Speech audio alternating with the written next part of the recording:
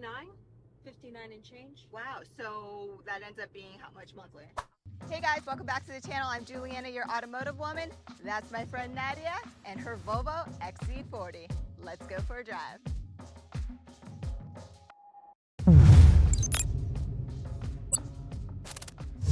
So Nadia, recently when you called me to let me know you were going to be replacing your Subaru Forester after 10 years, super impressive, you told me you were really looking for a family vehicle that's also dog friendly, economical, great on gas, safe, all those things, because you do a lot of driving. And naturally I went to my go-tos, Toyota, Honda, even love the new Mazdas for my US peeps. But you ended up going for this Volvo premium luxury. Yes. Why? Yes, I know. We had that conversation, and I tried to do the smart, pragmatic thing. I looked at 2021, 2022 Hondas and Toyotas, thinking that a resale was the smartest thing. Trying to find something with a little bit of warranty left, and then I test drove the cars. I knew that they were great cars. I knew they were very practical, good on fuel, safe. And as smart as I think I am, and a savvy business person, and what a terrible investment cars are, Well said. I ended up with the Volvo. The heart wants what the heart wants. And Exactly. they do a great job in marketing and speaking to the car is an an extension of your identity. And I'm like, do I really want a Toyota? It's a great car. I love, it's a safe car, great car. But I fell in love with the Volvo. I fell in love with the Volvo. It's a sexy car. I feel like it represents where I am in my life. It to me screams success. Terrible investment. But I got it anyway. So how much did you end up paying for this? So I ended up leasing it. I got the Plus, the XC40 Plus. I enjoyed some of the bells and whistles that came with that, like the sunroof, the 360 camera, even the little crystal knob got my heart. So it 59 and change. Wow, so that ends up being how much monthly? The lease is $863 a month, and it's a 4-year lease. Wow. Yeah. Okay. How are you doing on fuel for someone who drives so much? When I fill up a tank, and it is premium, by the way. I know. When I fill up the tank, it registers 730 kilometers on a full 54-liter tank.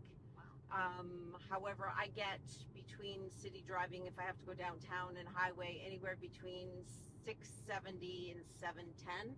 So I don't make it to the 730 for sure. Okay. And then there's other considerations like, the air conditioning full blast, or, stop and start traffic in Toronto is not conducive to great mileage. Is there a particular driving mode? Because I know that this has different driving modes, of course, but also different steering modes too.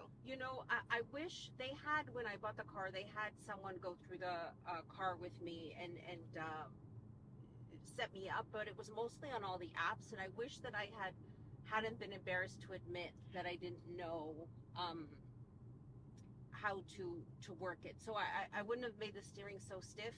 And eventually I said, I'll read the manual, I'll figure it out, or I'll Google it. But anybody in buying a car, make sure you do it at the dealership, because you invariably never end up checking. And I've got the kids fiddling with the radio, and I'm like, don't touch my buttons. Don't touch my buttons. God forbid I won't know how to put it back. But certainly I need to do a little bit more investigating on my own. I watched your YouTube video on the hatch, on how to set the hatch. That's how I figured out how to hit the hatch height. Because when I was at the dealership, I didn't want to come across as not being educated and knowing, and I was afraid to ask those questions. But I think if you're spending this much money on a car, ask. Oh yeah, Take absolutely. your time and ask.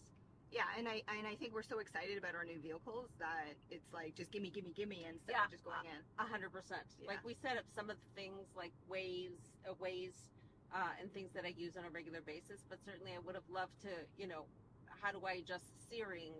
How do I use the, kick plate for the tailgate. Yes, Yeah, this so- is why I created How To Tuesdays, man. Yes, and I have been watching. How is the infotainment system for you? Some people are on the fence about it. Me, I think it's tablet style. It's so easy. But you, as an owner, how do you like it? I think it's great. I love the size, especially as we get older. We're a little sight challenged, so I love the size. I love that everything's clear.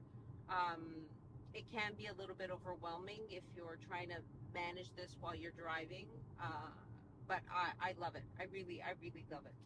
Also comes with navigation, Android Auto, Apple CarPlay. Yeah, so I use Google a lot. Okay. It's like I'm constantly, I don't want to say it because it'll come on while we're driving, but That's okay. It's a good feature. if you say, "Hey Google," she'll How can I respond. assist you? How can I assist you? And it paused itself. Yes. So I will ask a lot of times,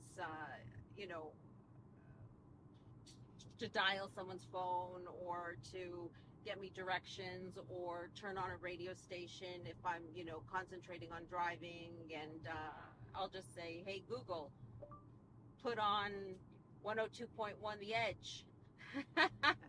And she'll put on the radio for me, or call one of my kids, or what's traffic look like up ahead. Oh, nice. Anything. Super convenient. Yes, 100%. So I tend to use her a lot when I don't know how to access the features right now. Okay, so speaking about driving, driver assisted technology, Volvo is absolutely well known for it. I like their pilot assist technology, but how do you like it as a daily driver? It's a love-hate relationship, to be honest with you. I said some of the features I really feel like I'm trying to incorporate them and make myself a more conscientious driver. However, it can be a bit of a pain. For example, it'll keep you in the lane, but if someone's on a bike and you're trying to go around and you, without signaling, you steer into the other lane, it'll force you back into the lane because, as smart as it is, it doesn't realize that you're doing that intentionally to get around a cyclist. So I have to be very cognizant that I'm using my signals, even when I'm just trying to go around a cyclist or garbage on the road, whatever it may be. It'll force me back into the lane, and sometimes it's a little disconcerting when all of a sudden your car swerves back against what you're trying to do. So trying to be very mindful of signaling and just being that conscientious driver. Yeah, for me, as soon as I get into most vehicles, I turn off the driver assist technology that would annoy me, such as the lane keep assist. Yeah, I drive so much, though. I just find it a very handy feature, and as much as we try to stay focused, sometimes we're a little bit distracted, and it's come in handy. I'm not gonna lie. Yeah. I drop my sunglasses without thinking. You go to pick them up, and you're, woo! Thank God for driver assist. But Well said. Yes. Well said. Yes. But just to clarify, this is the Volvo XC40 B5 Plus. So you have extra driver assisted technology. Right. So there's the Core, the Plus, and then the Ultimate. Yeah. I didn't need, the upgraded stereo system or some of the features that come with the Ultimate, but the Plus was a nice bells and whistles level. Yeah. I got my sunroof, like I said, the 360, my little crystal. Apparently, they're in a rush. Yeah. Okay, wait. 2-liter 4-cylinder, Yes. mild hybrid, Yes. 247 horsepower, 8-speed auto. Yes. There you go, baby. Yes. Well, it's certainly a step up from the Subaru in terms of horsepower. Yes, and I have to say, I just throttle mashed, and the noise cabin quality was really, really good. It's excellent. Honestly, it's excellent. Right? Those bikes were super loud. Whatever, I love the noise, but like, you throttle it. It's a turbo, so it's a little bit of lag, but it goes, and it's actually quiet in here. And this is a pretty loud road. Like, Yes. it's not smooth by I any find it means. super convenient if I have to merge. I'm not used to that kind of acceleration, and I found it, it takes away the fear factor, certainly if I'm merging into traffic. So you spoke about your kids, but your kids are kind of late teens, adults now, early Yes. 20s. Yes. So how do they fit? And then most importantly, you have 2 dogs. Right. So again, the reason why I wanted to be very practical and I was looking at the Honda and the Toyota for the car is because I have 2 large dogs, over 70 pounds. They shed a lot, and I'm like, is it practical to have 2 very large dogs in a luxury vehicle? I bought the seat covers that I typically have covering like canvas. The kids aren't in, they've got their own car. This was just for me, my reward to myself for my success and, wanting to drive something nice every day. And I had to make You sure. rich bitch! I had to just make sure that there was, it was okay for the dog. So in terms of height, in terms of capacity, so both of them can lie down comfortably. I put the seats down. Lots of room back there. They can jump up, and I just put the seats down, and I cover it with the canvas seat protector. So I know the trunk, you can actually adjust it. It actually has a divider. So I had it in the XC40 Recharge that I reviewed too. Do you use that feature? I've taken the cover off, so the seats go right down, and I don't. I just lay them flat so that the kids, the dogs, have as much space as possible. Okay, that cool. was my key priority in terms of capacity. And anything I take with me, I usually put on the floor of the front passenger side. So that one feature that you don't like, what would it be?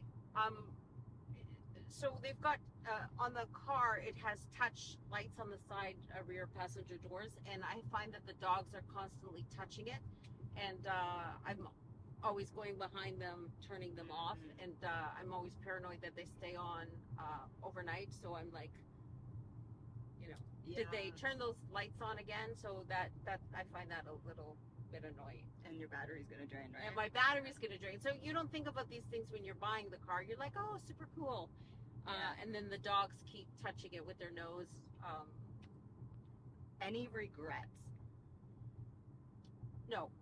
No, I love this car. I love this car. I love the way that it makes me feel. I know that it's not practical. I know buying a car isn't a smart investment. I mean, we were talking about this earlier. It's literally the only investment that you're going to make that constantly loses money, and we do it anyway.